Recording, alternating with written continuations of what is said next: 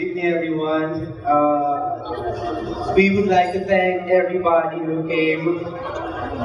This is exactly the group of people that we wanted to be with on this very special day.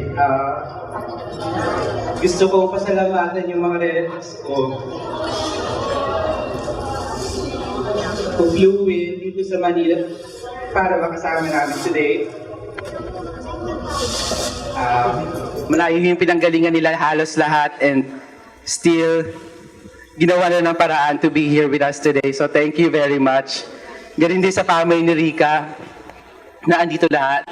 Thank you very much. Kay Mami, Socorro, Daddy Ernie, sa lahat ng help sa preparation namin.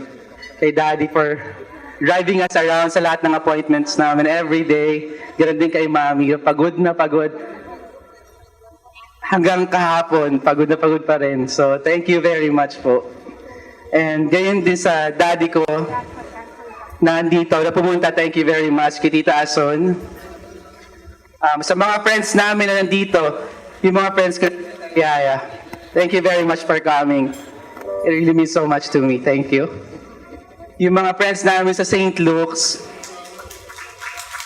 thank you sa pagpunta nyo. Sa lahat ng suppliers namin,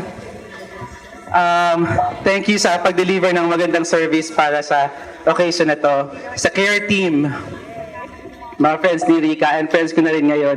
Thank you very much. Thank you very much for everyone for coming here and becoming a part of this very special celebration for us. Thank you very much.